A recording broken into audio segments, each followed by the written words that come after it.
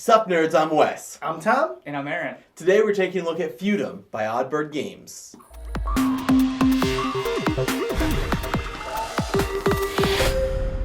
Where to begin with this game? Like, it is so dense. I think the learning curve is really tough on it. I think that it's always a heavy game. I'm not going to refute that at all. But I do think that once you've gotten over the initial hump of the game, of learning the game and figuring out what every single thing is and how they interact, once you go from there, your direction can be a little tough to decide, but the gameplay and how everything works does seem to work pretty well together. So, to give our one-sentence summary of the game or something, it's a very heavy Euro, but it has a big area control aspect of this middle of the board in the middle of this map. But then there's also these 6 different guilds that interact in different ways and give you different actions that you can perform based upon your allegiance towards those guilds. And those actions include pushing things into other guilds or pulling things from other guilds. So it's very cyclical in there. But I still don't even think I covered all of it with that. You definitely can't do everything. You want to join every guild. You want to go out and conquer every territory. But for one, you don't have enough influence tokens.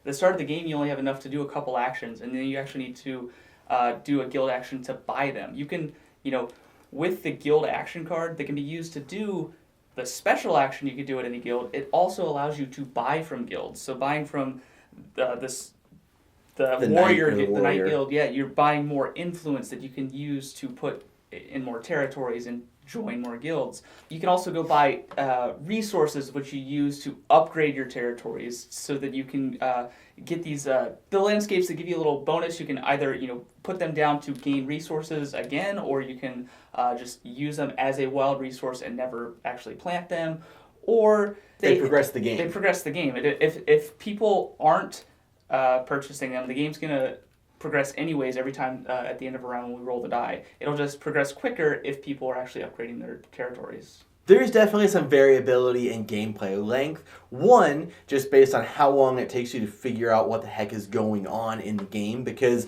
especially early on, you're going to have turns where it comes to your turn, you're like, okay, the analysis paralysis is real. Even if you're not a super min-max player, I tend to play very impulsively, and I was still I get that, I don't have a plan, but I don't even know what I can do. It helps that you start with, 11 different action cards, and you simultaneously each pick 4 of them that you're going to do that turn, so that you're limited to, okay, I have 4 different things I can do. What does doing these things even mean? And so that can make the game slow down a lot, especially in your first couple plays through. But then, like Aaron said, if you're not buying these tokens and it's just one every single round, the game is going to kind of creep a little bit. Although there is a ramping speed, because first you need to have 4 of them removed, and then 3 of them removed, and then 2 of them removed, and then it's done. So it does speed up as you go. So even though the first epoch or the first age or year, whatever you want to call it, is going to seem like it takes forever. But then each subsequent epoch takes slower and slower and takes less and less time, and it goes quicker and quicker and quicker. Now, there should be a little bit of a caveat here. You should maybe kind of sort of taking what we're saying with a bit of a grain of salt, because we aren't, at least for a while, we weren't really big, heavy gamers. We've played, I think, I would compare, if we were to talk about the really, really heavy Euros, we've played Anachrony, we played Lisboa, I played Terra Mystica, which is even maybe some people would have it a little bit below, but all those big Arkwright and Agra and the Gallerist and Vinhos, we haven't played those. So while we're talking about how complex this is, you may be sitting there saying, I've played complex games. Calm down. So maybe you need to take that with a grain of salt, that this is still our foray into... Foray? Sure. This is still our journey into the really heavy Euro scene. We're still just breaking the cusp. You don't need another analogy. This is definitely a game that you can lean into whatever your play style is. If you're a super aggressive player, then you can go and try to make feudums and attack players and get control of the monster and the sea dragon, and go out there and just start obliterating other people off the map. And if you are a really passive player, like Aaron said, you can just go for the journey, where it's just the actions you take just kind of give you these passive victory points and passive cards. Because there are also the kings writ cards that just give you like special goals or bonus goals or something in the game. So it just gives you a minor thing to work for while you're just trying to get as many points. You can just vie for favor in the guilds just to get those points. The game benefits with you picking a direction and just like committing to it and leaning into it super hard. If some people are doing guild actions and spending all the resources, but nobody's making resources, then somebody needs to start farming to get more resources in there, and then, just keep everything going. I do think that having the different like tiers in the guild, so that like if Tom is the guild master of the Farmers Guild and he is purposefully trying to starve us out, like there are ways that the journeyman and the market guild can kind of pull those resources from the farm and kind of like, even though Tom's trying to starve us out and like, oh, well, you want these resources to do your special action and get more points, I'm not going to give them to you. There's other ways you can go about getting those resources to you. Plus, in the third epoch, everything refills. But I do think that's a cool mechanic that added. I didn't always see it working out, because if like I had a really strong control in the Alchemist Guild and I was just getting tons of points every round, and Tom and Aaron both had the Market Guild, they were kind of both say, well, we're not giving him resources, and they could like team up against me. But I guess that kind of also helps you from having a runaway player a little bit. So I felt starved, but I probably should have, because I was leading that game. I kind of felt starved a little bit too. I felt like resources weren't super easy to come by. I felt like there were kind of a lot of steps to get resources, especially just the ones that came out of the bag. Like you had to have a farm first of all, and then you had to do the farming action, and then you really only got one, and then you had to go and then buy, obviously you could just buy resources, but money is also hard to come by, and there could be fewer resources in there if other players are doing what they want to do. So there is a decent amount of like, I guess really also just pre-planning. That you have to pre-plan your turns. Not only do you have to pre-plan the 4 things that you're going to do for that turn, like you have to think, it's not just 4 options. You have to have like an order almost too, because you're like, well, I'm going to need to do this, which will give me the resources to do that, so I can go and do that. But what I do may change that, so you be able to adapt to it. Yep. And in addition to that, because there's so many steps to take to do some of the actions, you kind of have to say, okay, this round, I'm not going to do a whole lot. This is a prep round. Like, this is like me sowing the seeds and all that. I'm going to reap the harvest later, but this is going to be a really boring round for me. I'm going to feel like they're all crushing it because I'm just setting up for something to happen later on. One thing you may have heard about this game, or may have seen if you ever just like seen pictures of it, but you haven't actually really sat down to play it, is the idea that there's a little bit of a form over function problem with it, in terms of the graphic design, that, while it looks beautiful, a lot of things are really, really small and really hard to see. Like a lot of the pathways in between things, like there's the waves and the bubbles and the little birds or whatever, and those mean things, but they're really tiny and they're really hard to see. If you've played it a bunch, it doesn't really matter, but I've heard it, and then when I sat down to play it, I was like, yeah, I can definitely see what they're saying with this. It looks beautiful, the art is awesome, but it is at times like you even said there was one time when you were like, oh, I didn't realize that you can't get there by boat, you need a submarine. I thought this was this thing and it really wasn't. Like, so that could be a bit of a problem. If you can't see things that are super tiny, that's going to be an issue for you. I think that, well, the graphic design, like, they could do a few things to emphasize it a little bit more. It honestly, it came out once or twice for me, but it wasn't something that really affected the bulk of my gameplay. I know that was something you commented on a lot starting out. Do you think that got better for you? Like, as we played it, kind of you got more used to it, or you kind of learned where things were? I mean, I think you're going to get used to anything, right? But I just didn't really see the necessity for it. The only rebuttal that I'll make to that is that the artwork and the presentation of this game is the main thing that drew me to it. And the fact that it's such a beautiful game, and I love the artwork and the style of it, is what made me be like, yes, I want that game. I need to have that game in my life. So, like, you could say that it negatively affected the gameplay a little bit, but it also helps them sell copies to certain people. So, My suggested solution to this was, like, the game Spirit Island has a double-sided board where, like, it looks really realistic here, really like photorealistic art, but it might be hard to differentiate the woods from the stone and whatever. When they have the other side where everything, the art doesn't look half as good, but it's really obvious to know what is what and delineate the different areas. I would have felt like that would have been a good idea here. You may have been able to tell throughout some of my little complaints that I kind of didn't really enjoy playing Feudum. Now, take it with a big grain of salt that we haven't played a lot of really big, heavy games. I think Anachrony, we play games that could be considered pretty high up there, but then when I first sat down to play Anachrony, about a year ago, I was like, whoa, this is just, I played Lisboa, and now this are the three probably what I would consider to be the biggest games that I've ever played. But I think what Anachrony and Lisboa both had was there was a lot of rules, a lot of complexity, a lot of steps to get there, but I think I just got it a lot quicker. It was more obvious what things were and what they did, but less, and not obvious, what a good strategy is. Like in Lisboa, it'd be like, well, if you do this action, you get to take one of these tiles, and these are mid-game bonuses that you get. If you do this, you'll get to take one of these cards, and these are end-game scoring things.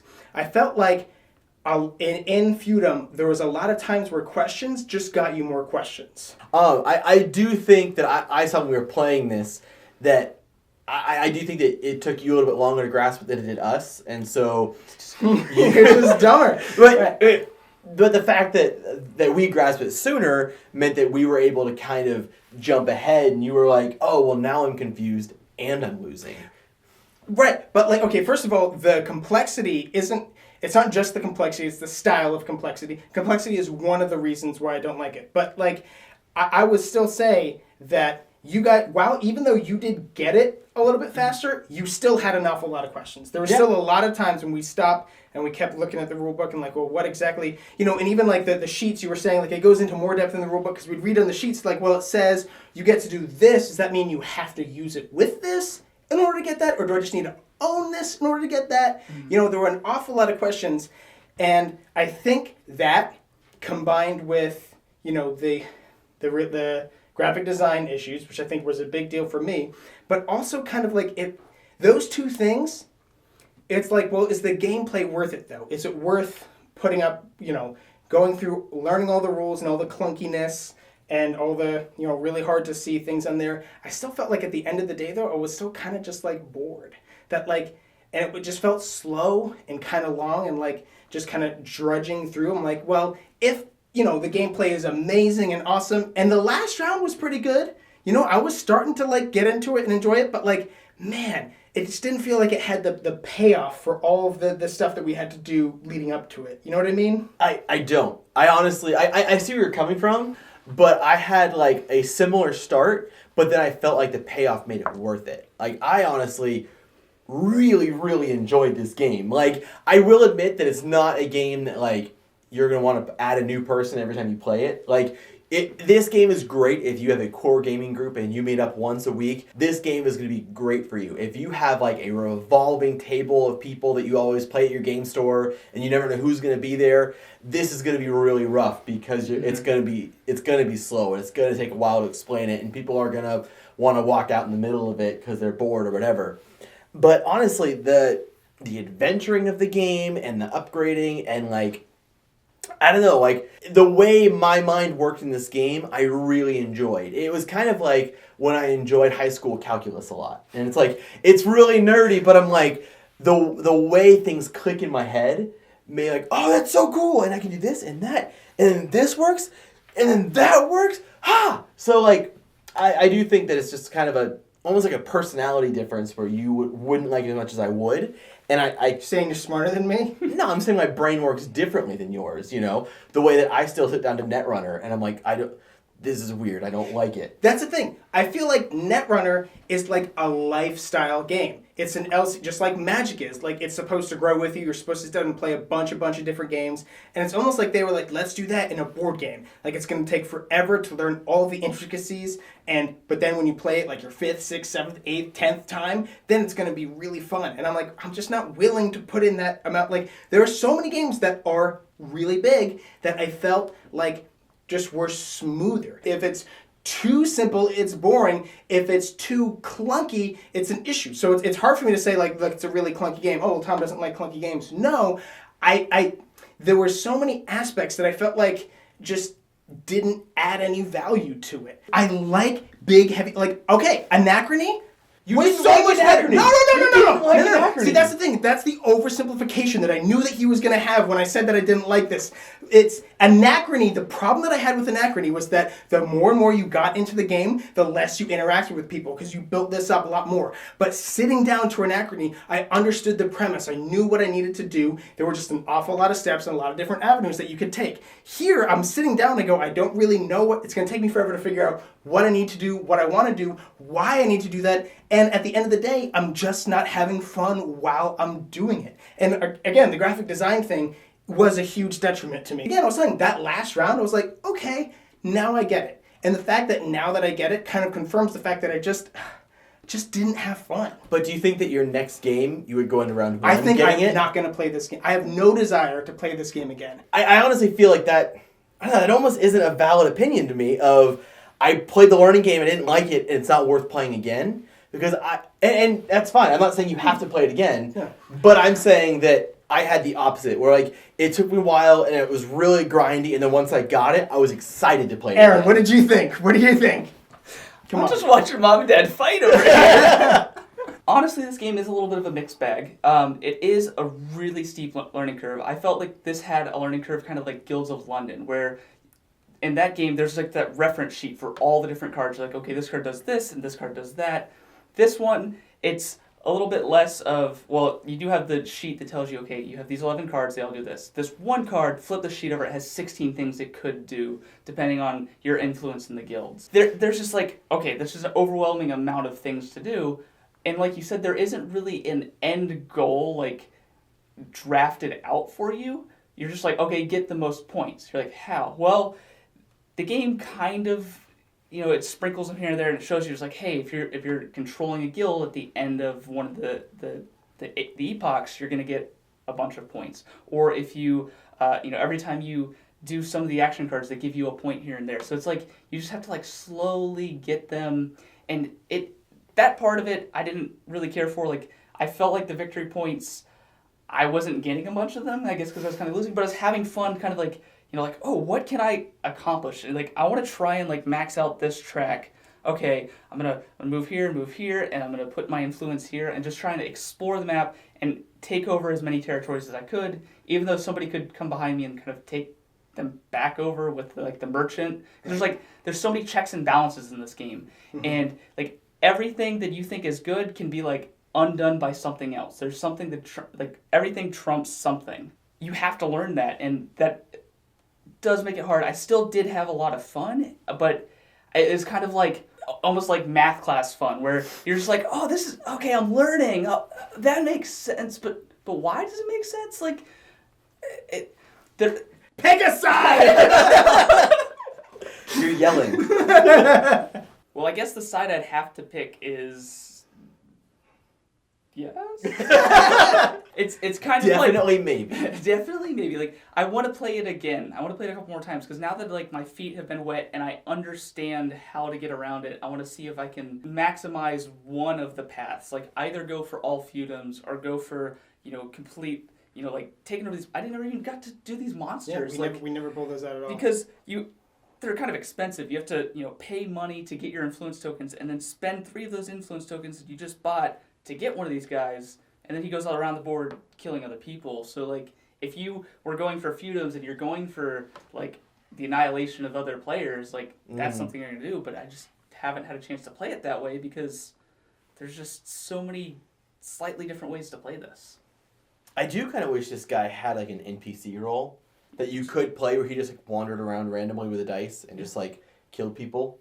I think those monsters are a good example of a lot of the things that were thrown in there that almost felt like they were thrown in there just because. You know what I mean? Like, well, you could get these monsters. You may never do it, but you could. You could get these bullseye-looking tokens. You get these things could also be landscape tokens. There's this track up here that you could never use. I mean, you have to use this, which was such a...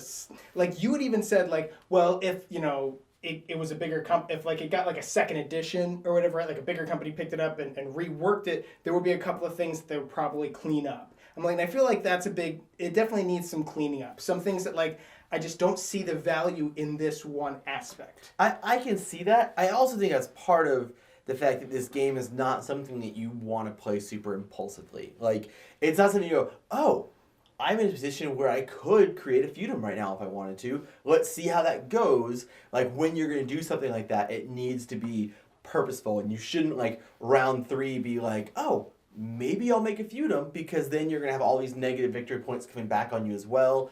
And that, again, I think that's going to be something that's going to be depending on what your play style is. It's very much how, like, you like Tiny Epic Galaxies better than Quest, and I like Quest better than Galaxies. So, like, Twilight Imperium, there was a lot of rules to that. There was a lot of ways that, like, you know, the actions that you take and why you would take those actions, the cards that you sort of draft, and the different public laws that you have, and the different way that planets give you resources, and all the different ships. But it all felt like it made sense, and like it was going towards something. Well, of course you want to have all these different ships because they defend differently, and these ships can carry other things, and that's kind of like, you know, it like made sense. But not only the make sense thing was in it, like even like when I got it, right? A couple of rounds in, I was like, okay, I think I get it now. Though I still had questions. What? Have you played Twilight Imperium First Edition? No, I've This played is first third edition. So Sure, third edition okay. is probably going to be awesome. That's true. Maybe third edition will be great, but right now there's a lot of things that, you know, feel like they need to clean up and get out of there. I still kind of think, though, again, like at the end of the day, was it worth it? And I think that's a funny thing is I would play this over Twilight Imperium. Like you keep saying that's like a staple of like this is the perfect big box game. And like it's the perfect epic game. I didn't hate it, but I didn't love it. That like, is insane. It was just okay to me. That is an insane statement to me. Which is just to say that we have such different tastes in games. I have good tastes, and you have not so good tastes. I think it's what you said. I like, you know, 4X games. I like heavy games. But a 4X, like Twilight Imperium, granted, the game I played, like 8 hours into it, and I had to kind of kill myself off because I had to go, and it still went on. Like, there's no game out there that's worth playing an 8-hour game to me. Like, I just thought that was insane. And I get that there's going to be plenty of Twilight Imperium games that don't take that long. Fourth edition is supposed to drill. But to me, that wasn't worth the experience. Like, there are so many smaller, simpler games that give me the same experience that, meh. But we're saying that for different reasons, though. You're saying because it's too long. I'm saying this is because it's too slow.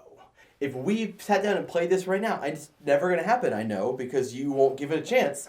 But if we did it, I really think it would go so much faster than what you're saying. Okay, I'm not saying, I will never play. I'm That's saying exactly what you said. I'm saying I have no desire to play Rewind it again. and play what I you have said no again. desire. Oh my God, you love putting words in people's mouth. I'm saying I have zero desire to play this again. I do not want to play it again. If, like, the comment section blows up or something, like, Tom, you're a for all...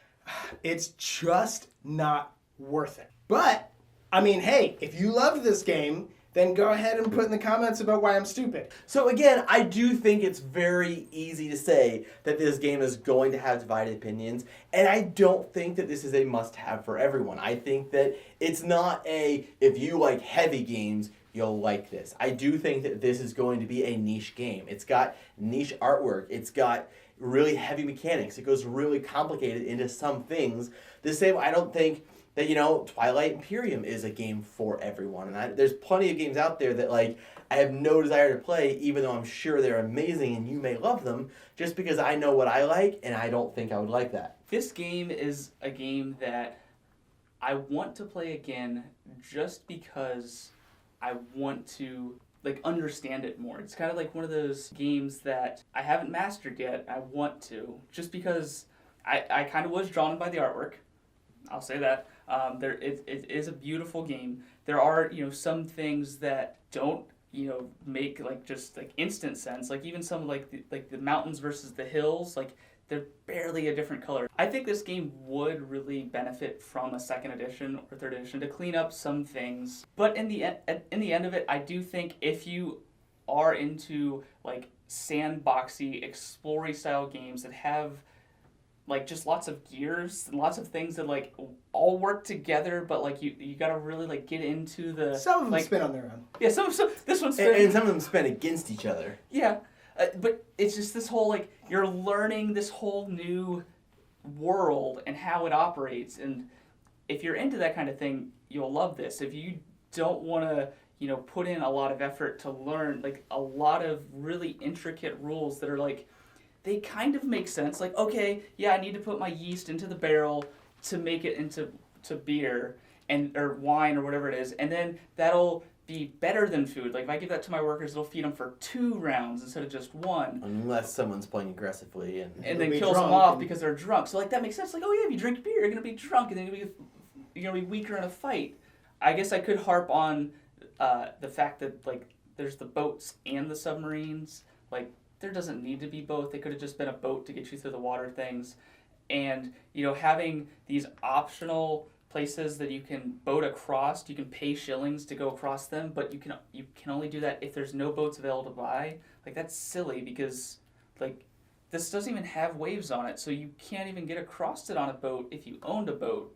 So why would you not be able to pay for it? Like there's just like some things are a little like overboard on the complexity of like trying to make the theme. Like if there's a boat available to buy, you can't rent this boat. Like you should be able to rent the boat the entire game. Like there could be some things cleaned up here and there. Some of the things did kind of feel like complexity for complexity's sake. And I'm not, I know I've been harking on this a whole bunch, but I do see why some people like it. There are some factors about it that I'm like, okay, I can see that. It's just not my cup of tea. I definitely do see that point, and again, I understand there's going to be people who don't like this game. Again, I did really enjoy it. I'm excited to play it again if I can find people to play it again with.